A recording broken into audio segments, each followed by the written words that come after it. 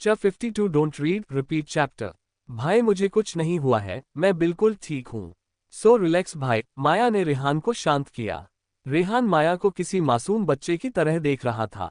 वही खड़े रेहान के बॉडीगार्ड और पुलिस ऑफिसर रेहान को देख रहे थे कि कैसे अभी तक डेविल बना इंसान इतना शांत कैसे हो गया। उसके बाद माया ने वहां खड़े पुलिस ऑफिसर्स की तरफ देखकर कहा, आप लोग प्लीज जो भी नाकाबंदी और अदर चीज अपने की हुई है उन्हें बंद कर दीजिए और आप लोग भी अपने काम पर जा सकते हैं। सॉरी कि हमारी वजह से आपको परेशानी हुई। पुलिस कमिश्नर आगे आते हुए कहते हैं, मिस राणा आपको सॉरी बोलने की जरूरत नहीं है। थैंक यू कि आप सही सलामत है, वरना आपका ये भाई हमें कच्चा खा जाता बिना एक भी हड्डी छोड़े।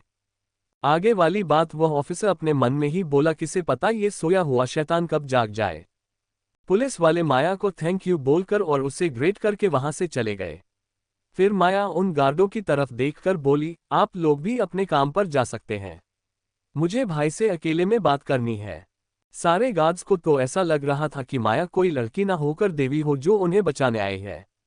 वह दिल से उसे दिल ही दिल में थैंक यू बोल रहे थे। वह माया को यस मैम बोलकर वहां से चले गए। जब माया ने देखा कि उस वीवीआईपी सेक्शन में अभी कोई नहीं बचा है तो माया वहां पर रखे सोफे पर बैठ गई। उसने रेहान को भी बैठने का इशारा किया। रेहान भी वही सोफे पर माया के पास बैठ गया। अभी तक जो भी गुस्सा उसके अंदर भरा पड़ा था वह अचानक से शांत हो चुका था, लेकिन अब उसे डर लग रहा था कि माया पता नहीं उसके बारे में क्या सोच रही होगी। माया ने उसकी तरफ देखकर कहा, रेहान भाई आपने ये सब क्यों किया। रेहान माया की तरफ देखकर बोलता है, प्रिंसेस आप यूं अचानक गायब हो गए तो मैं डर गया था कि कहीं आपको कुछ हो तो नहीं गया। माया ने अपने चेहरे पर एक डेविल स्माइल लाते हुए कहा, कल जो स्टंट हुआ उसके बाद भी आपको ऐसा लगता है कि कोई मुझे किडनैप कर सकता है या मुझे हार्म कर सकता है। रेहान ने उसकी बात सुनी और कहा, एक रीजन ये भी है कि तुम्हारे उस एक्शन की वजह से तुम्हारे बहुत सारे दुश्मन होंगे, क्या पता कि अगर वह तुम्हें उठाकर ले गए तो। मैं बस तुम्हें मिसिंग देखकर डर गया था। माया ने रेहान की चिंता को देखकर बोला, भाई आपको मेरी चिंता करने की जरूरत नहीं है, मैं इतनी कैपेबल हूं कि मैं खुद की रक्षा कर सकूं। फिर रेहान ने बोला, तुम यहां से चली क्यों गई थी और तुम कहाँ गई थी। माया ने कुछ देर रेहान की शक्ल देखी और कहा, भाई पहले आप ये बताएं आपको पता कैसे चला कि मैं यहाँ पर नहीं हूँ, क्या आप मेरी जासूसी कर रहे थे। माया की बात सुनकर रेहान को ऐसा लगा जैसे उसकी कोई चोरी पकड़ी गई। वह हद बढ़ाकर इधर उधर देखने लगा। फिर उसने कहा, वह ये पहली बार था जो वह इस तरह की हरकतें कर रहा था। इवन उसकी माँ और पापा के सामने भी वह कभी इतना नहीं हड़बड़ाया होगा।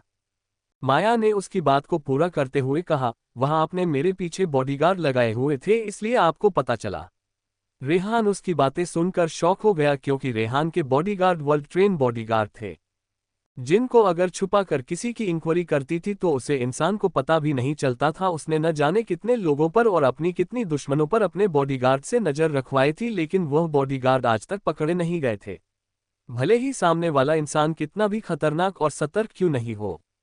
लेकिन माया को समय भी नहीं लगा उन बॉडीगार्ड्स के बारे में पता करने में। रेहान ने कहा, तुम्हें कैसे पता कि मेरी बॉडीगार्ड तुम्हारे पीछे लगे हुए हैं। माया ने कहा, क्या ये जानना जरूरी है, क्या आपको भी ऐसा नहीं लगता कि हम लोगों को घर जाना चाहिए, ये ऑलरेडी 2 बज रहे हैं। तब जाकर रेहान को कुछ याद आया। रेहान कुछ पूछना चाहता था, ये बात माया समझ गई। उसने रेहान के भाव देखकर कहा, भाई जो कुछ भी आपको जानना है उसके बारे में हम शाम को बात करेंगे, ठीक है। मैं आपको सारी चीज बताऊंगी भी और सारी चीज पूछूंगी। थोड़ा अटकत हुए रेहान ने कहा, प्रिंसेस वह मुझे कहना था कि। माया ने कहा, 1 मिनट। माया ने अपना मोबाइल उठाया और साइड में जाकर बात करने लगी। रेहान बेचारा मुंह बनाकर रह गया। वह कहा माया को खुद को राखी बांधने के लिए कहने वाला था, कहा इस फोन कॉल ने उसे बात ही नहीं बोलने दी। रेहान को अभी उस इंसान पर गुस्सा आ रहा था जिसने माया को कॉल किया था। अगर वह सामने होता तो वह उस आदमी को पीट डालता। आखिर वह इंसान उसके और उसकी प्यारी बहन के बीच आ रहा था। वही माया उसके बलते बिगड़ते एक्सप्रेशन देख रहे थे। उसे रेहान पर हंसी आ रही थी। कुछ देर कॉल पर बात करने के बाद वह रेहान के पास आकर बैठ गई। रेहान माया को फिर से कुछ बोलता उससे पहले उसे जगह का डोर किसी ने नोक किया। रेहान का गुस्सा अब 7वें आसमान पर था, मतलब सारी दुनिया में ही कसम खाली है उसके और उसके बहन के बीच आने की। माया ने कम इन बोला। उसके कम इन बोलते ही करीब करीब 4 से 5 लड़कियां जो कि उस मॉल में वर्कर का काम करती थी वह वहां पर आई। उनमें से एक लड़की के हाथ में थाली थी। उसे थाली को बड़ी खूबसूरती से सजाया गया था, वह उसने टेबल के ऊपर रख दी। उस थाल को देखकर रेहान की आंखें तारों की तरह चमकने लगी। माया ने पहले रेहान की आरती की, उसके बाद उसने रेहान को स्वीट खिलाया। उसके बाद उसने रेहान को राखी बांधी। रेहान आज इतना खुश था, इतना ज्यादा खुश था कि उसके चेहरा जो हमेशा ठंडा रहता था, उसके चेहरे पर स्माइल जा ही नहीं रही थी। माया उसकी खुशी देख सकती थी। वही रेहान के बॉडीगार्ड जो इतने सारे लोगों के अंदर आने की वजह से अंदर आ गए थे, जब उन्होंने अपने बॉस को ऐसे स्माइल करते हुए देखा, उन्हें लगभग हार्ट अटैक ही आने वाला था। क्या यह उनके बॉस है या उनकी कोई हमशक्ल? क्या बॉस को स्माइल करना भी आता है? वह कब से स्माइल करने लगे? इसी तरह के ख्याल उन बॉडीगार्ड के मन में आ रहे थे। माया ने रेहान से कहा, भाई अभी हम यहाँ से चलना चाहिए, घर पर सारे लोग हमारा वेट कर रहे होंगे। रेहान ने माया को देखकर कहा, तुम्हारा गिफ्ट घर पर है। माया ने कहा, उसकी कोई जरूरत नहीं है। माया की बात सुन रेहान ने कहा, वो जरूरत नहीं, तुम्हारा हक है। 53 विराज हुआ दुखी। राणा विला। राणा परिवार के सारे लोग हाल में मौजूद थे। विक्रम जी, दमयंती जी, अश्विन, आदित्य, रेहान, मायाए। विक्रम और दमयंती जी साइड सोफे पर बैठ हुए थे। वह सामने एक दूसरे को घूर रहे अश्विन और आदित्य को देख रहे थे। वही माया रिलैक्स होकर अश्विन, रेहान और आदित्य की आरती कर रही थी। अश्विन और आदित्य में इस बात की होड़ लगी हुई थी कि माया सबसे पहले राखी किसी बांधेगी, लेकिन उन दोनों को पता ही नहीं था कि उनका बड़ा भाई पहले ही बाजी मार चुका है। रेहान ने अपने चेहरे पर कोल्ड एक्सप्रेशन रखे थे, लेकिन उसके आंखों के चमक अलग ही दिखाई दे रही थी, जिस पर किसी का ध्यान नहीं था। दरअसल जब माया और रेहान घर पर आ रहे थे तो माया ने पहले ही रेहान को उस राखी को छुपाने के लिए कह दिया था। रेहान भी अपने छोटे भाइयों को दुखी नहीं करना चाहता था, इसलिए उसने भी माया की बात मान ली। घर पर आकर उसने एक फुल स्लीव्स की शर्ट पहनी हुई थी। माया की राखी को उसने फोल्ड करके ऊपर की साइड में छुपा दिया था, ताकि आदित्य और अश्विन उसे देख ना सके। वही आदित्य और अश्विन इस बात को सोचकर परेशान थे कि माया सबसे पहले राखी किस बांधेगी। उन दोनों की आंखों में दंगल लगी हुई थी। माया अभी तीनों को एक साथ बैठाया हुआ था। तीनों की आरती करने के बाद माया ने अपने तीनों भाइयों को तिलक लगाया। उसके बाद उसने सबसे पहले राखी अश्विन को बांधी, जिसे देखकर आदित्य का चेहरा लटक गया। उसके बाद माया ने एक खूबसूरत सी राखी आदित्य को भी बांध दी और सबसे लास्ट में उसने रेहान को दोबारा से राखी बांधे। आदित्य का मुरझाया चेहरा किसी से देखा नहीं जा रहा था। माया ने आदित्य से कहा, आदि मुझे तुमसे कुछ बात करनी है, क्या तुम 5 मिनट के लिए मेरे साथ चल सकते हो?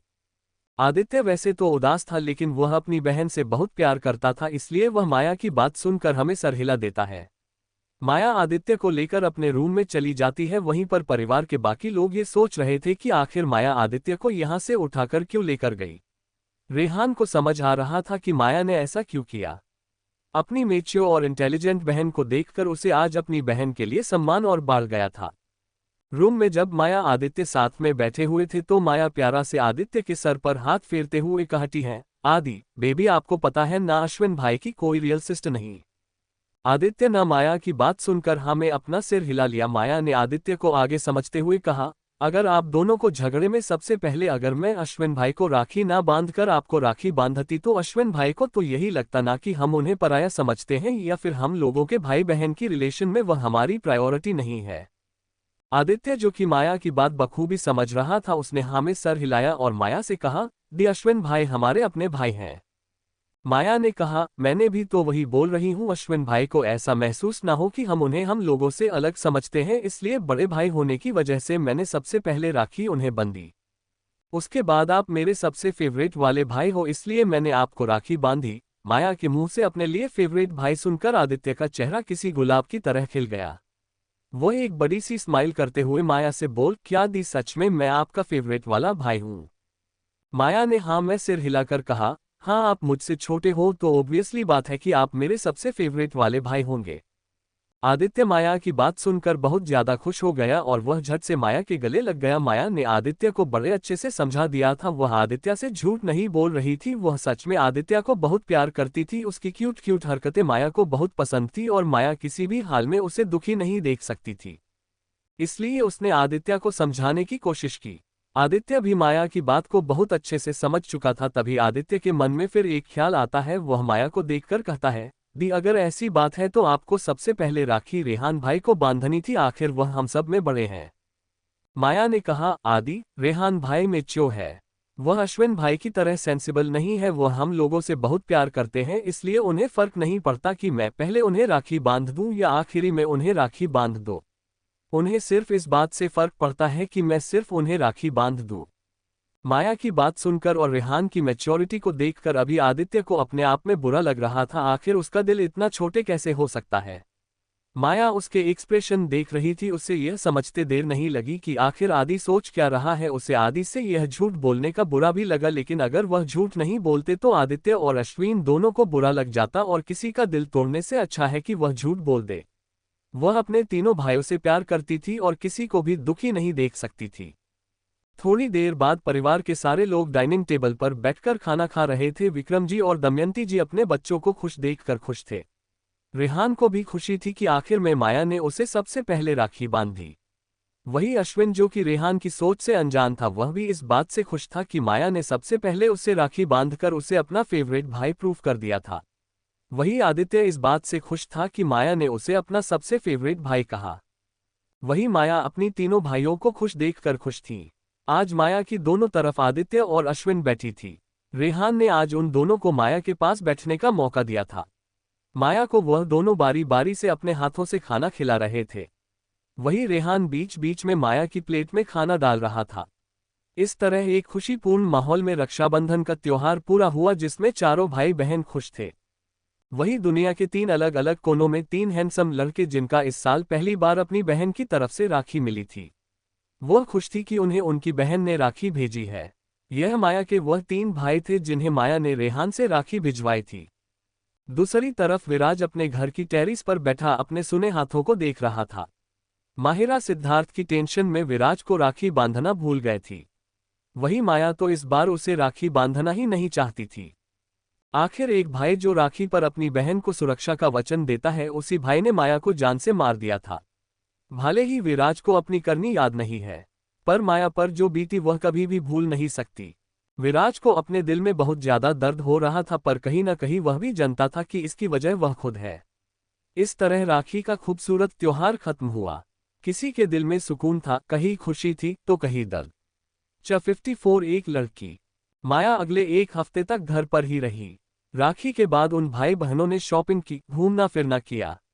माया को पहले पहले तो बड़ा अच्छा लग रहा था, लेकिन कोई भी चीज हद से ज्यादा हो तो इंसान परेशान हो ही जाता है। वही हाल माया का था। वह तीनों भाई माया को छोड़ने को तैयार ही नहीं रहते थे। तीनों में तो डे से माया के अटेंशन के लिए होड़ लग गई थी। माया जैसे ही सुबह उठती, बिचारी को नहाने की तुरंत बाद अपने ड्रेस पहनकर कमरे में आती, तीनों भाई गेट नोक करके उसके कमरे में घुस जाते थे। कोई उसके जूते पहने था, कोई उसके बाल कंघी करता, कोई उसका मेकअप करता।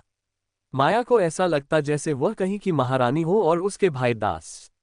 यहां तक कि वह लोग उसे नेल पेंट और आई लाइनर भी लगा कर देते थे। जहां पर दुनिया भर की लड़कियां एक परफेक्ट आईलाइनर के लिए स्ट्रगल करती है, वहां पर उनकी यह भाई एकदम परफेक्ट आईलाइनर लगा कर उसे तैयार कर देते थे। माया को तो कभी कभी डाउट होता था कि वह राजघराने से है या किसी पार्लर से। इस 1 हफ्ते में वह कभी भी अपने पैरों से चलकर डाइनिंग हॉल में नहीं पहुंची। या तो रेहान या फिर अश्विन कोई ना कोई उसे गोद में उठा कर ही नीचे लेकर जाता था।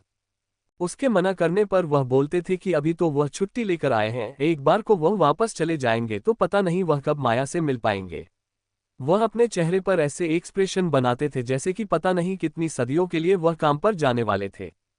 माया भी उनके पप्पी फेस देखकर कुछ नहीं कह पाती थी, यहाँ तक कि वह लोग खाना भी माया को अपने हाथों से ही खिलाते थे। दमयंती जी और विक्रम जी, जिन्होंने सोचा था कि माया के आने के बाद वह अपनी बेटी को अपने हाथों से खाना खिलाया करेंगे, वहीं उनके ये नालायक बेटे कभी भी माया को उनके हाथ से खानी ही नहीं देते थे। इतना खान की वजह से माया का वजन 5 किलो बढ़ गया था। ना उससे कोई काम करने देता था, ना उसे कोई बाहर जाने देता था। अगर वह कहीं बाहर जाती तो वह तीनों भी उसके पीछे पीछे चले जाते। रेहान भी माया के साथ कंफर्टेबल हो गया था। माया इन सब से बहुत ज्यादा परेशान हो गई थी। फैट बढ़ने की वजह से माया के गाल भी गोलमटोल हो गए थे, जिससे वह और भी ज्यादा सुंदर दिखने लगी थी। कभी अगर माया गुस्से से अपने भाइयों को देखती तो उससे डरने की वजह उसके भाई खुश होकर उसके गाल खींचने लगते, जिससे माया उनसे और ज्यादा चिढ़ जाती। फाइनली जन्माष्टमी के अगले दिन आदित्य को वापस उसके हॉस्टल भेज दिया। जाते समय आदित्य रो बहुत रहा था। माया को उसे देख बुरा भी बहुत लग रहा था, लेकिन वह आदित्य की पढ़ाई में की वजह से चुप हो गई। अश्विन तो जाना ही नहीं चाहता था। उसने तो रेहान से कह दिया था कि अब वह वर्क फ्रॉम होम करेगा और अपना सामान लेकर भी यहीं पर शिफ्ट हो जाएगा या फिर माया को अपने साथ ले जाएगा। लेकिन रेहान उसकी कॉलर को खींचते हुए जबरदस्ती अपने साथ ले गया। वैसे जाने का मन तो रेहान का भी नहीं था, लेकिन उसको अपना बिजनेस भी देखना था। अब जब रेहान भी माया के साथ नहीं रह सकता था तो माया के साथ वह किसी और को भी नहीं छोड़ने वाला था। इसी जलन की वजह से वह अश्विन को भी अपने साथ लेकर चला गया। माया तैयार होकर कॉलेज चली जाती है। उसका दिमाग अभी भी ब्लास्ट होने वाला था, क्योंकि राखी के गिफ्ट में उसके भाइयों ने उसके लिए बहुत सारे गिफ्ट्स दिए थे। रेहान ने उसे मुंबई के 3 विला की चाबियां दी थी और कुछ प्रॉपर्टी के पेपर्स भी माया को दिए थे, जिनकी कीमत करोड़ों में थी। अश्विन भी कहाँ पीछे रहने वाला था। उसने भी माया को 2 स्पोर्ट कार गिफ्ट की। उसे पता था कि माया को कार चलना कितना पसंद है, इसलिए उसने माया को कार दी थी। उनकी कीमत भी करोड़ों में थी। वही आदि, जिसके पास इनकम के ज्यादा सोर्सेस नहीं थे, उसने माया के लिए बहुत सारे सॉफ्ट टॉयज और चॉकलेट्स गिफ्ट दिए थे। ऐसा नहीं है कि वह चॉकलेट्स और सॉफ्ट टॉयज सस्ती थी, वह चॉकलेट्स दुनिया की सबसे एक्सपेंसिव चॉकलेट्स थी, जो कि उसने बेल्जियम से स्पेशली माया के लिए मंगवाई थी। और वह सॉफ्ट टॉयज भी अच्छी क्वालिटीज के थे। लगभग 100 सॉफ्ट टॉयज उसने माया के लिए खरीदी थे। माया को अपने रूम में पूरा का पूरा एक सॉफ्ट टॉय का सेशन बनाना पड़ा था। उसका रूम आदित्य के सॉफ्ट टॉयज से भरा हुआ था। माया को अभी भी यकीन नहीं हो रहा था कि उसके भाई ने इतनी पैसे खर्च किए सिर्फ इन चीजों के लिए, क्योंकि माया को ना तो विलास की जरूरत थी, ना कास की, और सॉफ्ट टॉयज से तो वह खेलता भी नहीं थी। लेकिन उन लोगों का मन रखने के लिए माया को उन्हें एक्सेप्ट करना ही पड़ा। वह अभी क्लास में बैठी ही थी कि उससे बाहर गैलरी से कुछ लोगों की आवाज आने लगी। वह ये कितनी खूबसूरत लड़की है, मैंने तो इस लड़की को पहले कभी कॉलेज में नहीं देखा। क्या ये न्यू एडमिशन है? मानना पड़ेगा, माया के बाद ये कॉलेज की सबसे सुंदर लड़की है। वो ये दिखने में भी कितनी स्वीट है। कोई इसका नाम पता करो, ये किस परिवार से बिलोंग करती है। She is staining. मेरा दिल जोर से धड़क रहा है इसे देखकर। क्या मुझे इससे पहली नजर वाला प्यार हो गया है? 55 राधिका का असली नाम। माया को उन सब की बातें सुनाई दे रही थी, लेकिन उसमें उसका कोई इंटरेस्ट न होने की वजह से माया ने अपने हाथों को टेबल पर रखा और वह उस पर सिर लगा कर सो गई। जैसे ही माया ने अपनी आंखें बंद की, वह शोर और ज्यादा बढ़ गया। ये तो हमारे ही क्लास में आ रही है। अरे यह उस तरफ क्यों जा रही है? क्या यह उसे जानती है? लेकिन यह उसे कैसे जान सकती है? तभी माया के कंधे पर किसी ने टैप किया। माया ने सर उठाकर देखा तो सामने एक खूबसूरत लड़की उसे देखकर स्माइल कर रही थी। कुछ देर तो माया उसे देखते ही रह गई। वह पहचानने की कोशिश कर रही थी कि आखिर ये लड़की है कौन, लेकिन थोड़ी देर बाद उसने जब गौर से उस चेहरे को देखा तो वह उसे पहचान लिया। उसके बाद उसने एक छोटी स्माइल के साथ उसे कहा, कुछ भी करो पर मेरा दिमाग मत खाना, बस अगर तुम्हें बैठता है तो शांति से बैठ जाओ। वह लड़की जो अभी तक मुस्कुराते हुए माया को देख रही थी, वह मुंह बनाकर माया के पास में ही बैठ गई। थोड़ी देर बाद क्लास में टीचर आ गई। उन दोनों ने क्लास की। उसके बाद वह दोनों गार्डन में चले गए। वह दोनों ऐसे एरिया में बैठे थे जहां पर ज्यादा बच्चे नहीं आते थे। अगर आते भी थे तो जो बच्चे पढ़ रहे होते उन्हें डिस्टर्ब न करके दूर ही रहते थे। ये जगह उन दोनों के बात करने के लिए अच्छी थी। उन दोनों ने आसपास देखा। जब उन्हें यकीन हो गया कि उनके आसपास कोई नहीं है, फिर वह लड़की माया को बोली, यार तुमसे तो बात करना ही बेकार है। यहाँ पर अभी तक मुझे किसी ने नहीं पहचान, लेकिन तुम मुझे कैसे पहचान गई? माया कोल्ड फेस से ही कहा, अगर मैंने तुम्हें पहचाना नहीं होता तो क्या मैं तुम्हें पहले ही दिन वह दवाई देती? माया की बात सुन वह लड़की उसकी तरफ स्माइल करती है और कहती है, सही तो कहा, तुम्हारी उन दवाइयों की ही वजह से तुम्हें आज मैं ऐसी दिख रही हूँ। जी हाँ, ये लड़की कोई और नहीं माया की दोस्त राधिका थी, जिसके चेहरे पर पहले दाग धब्बे हो गए थे। अच्छी बात यह थी कि उसके चेहरे के दाग धब्बे जल्दी ठीक हो गए थे। एक ही हफ्ते में उसका चेहरा न केवल क्लियर हो गया था, बल्कि वह माया की दी हुई दवाइयाँ की वजह से ग्लो भी कर रहा था। वह माया को गले लगाते हुए बोली, थैंक यू सो मच, तुम्हारी वजह से ही यह सब हुआ। अगर तुम नहीं होती तो आज भी ये लोग मुझे पहले जैसे ही घृणा भरी नजरों से देख रहे होते। ये बात बोलते हुए राधिका की आंखों में आंसू आ जाते हैं। राधिका उससे गले लगाए हुए ही बोलता है, अगर तुम्हें भविष्य में मेरी मदद की जरूरत पड़े तो मैं पक्का तुम्हारी मदद करूंगी, और मुझे तुम्हें अपने बारे में बहुत ही जरूरी कुछ बताना है। माया, जो कि राधिका की अचानक गले लगने की वजह से चौंक गई थी, उसे अंदाजा था कि राधिका क्या कहने वाले। वह राधिका की बात सुन एक स्माइल के साथ कहते हैं, तुम्हें मुझे यही बताना है ना कि तुम्हारा असली नाम राधिका सुराना नहीं बल्कि श्रेया सुराना है। राधिका माया की बात सुन चौंक गई। वह माया से दूर हुई और हैरानी से माया को देखने लगी और बोली, तुम्हें कैसे पता? माया ने कहा, तुम्हारी माँ इतनी बड़ी एक्टर है। आए दिन उनकी फोटोज न्यूज़पेपर में आती रहती है और जरा गौर से तुम अपनी शक्ल देखो, तुम हूबहू उनकी तरह दिखती हो। कोई थोड़े बहुत दिमाग वाला इंसान भी ये बता सकता है कि तुम रुक्मणी सुराना की बेटी हो। फिर थोड़ा रुक कर बोलती है, ऊपर से अगर तुम्हें आइडेंटिटी चेंज करनी ही थी तुम कम से कम सरनेम तो चेंज कर देती। राधिका माया की बात सुन शॉक और इम्प्रेस दोनों ही थे। उसने सोचा नहीं था कि अब तक जितनी गहराई से किसी ने उसके बारे में नहीं सोचा उतनी गहराई से माया ने सोच लिया होगा, क्योंकि माया ही अकेली वह लड़की थी जो कि उसे पहचान पाई थी। You are amazing, just looking like I mean sorry. वो डायलॉग इतनी बार सुन लिया है कि नॉर्मल कन्वर्सेशन में भी वही आ जाता है।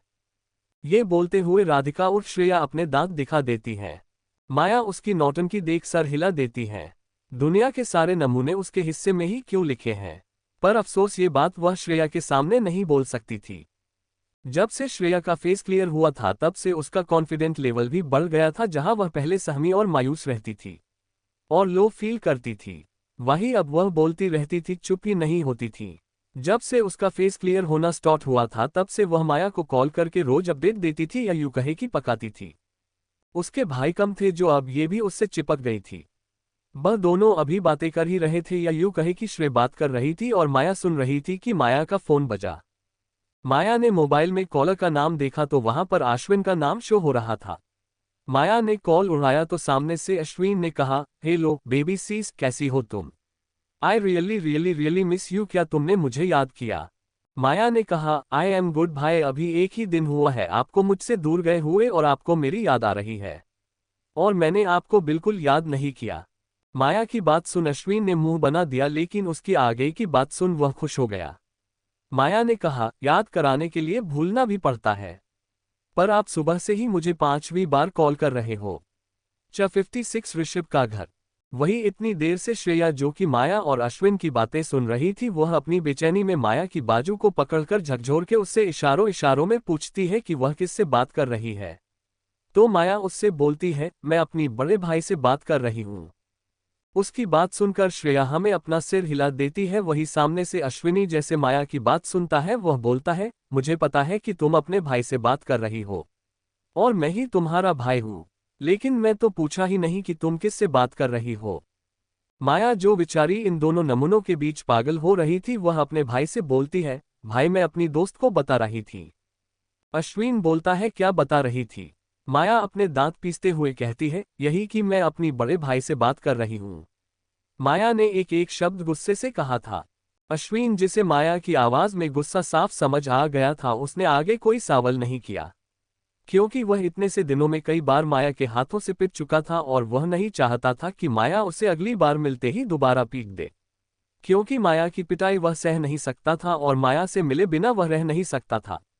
माया को अब जब अश्विन की तरफ से कोई आवाज नहीं आती तो वह खुद ही पूछ लेती है, भाई आपको कुछ काम था? अश्विन बोलता है, मुझे तुमसे मिलना है, क्या तुम मुझसे मिलने आ सकती हो? माया ने बोला, कुछ जरूरी काम था क्या?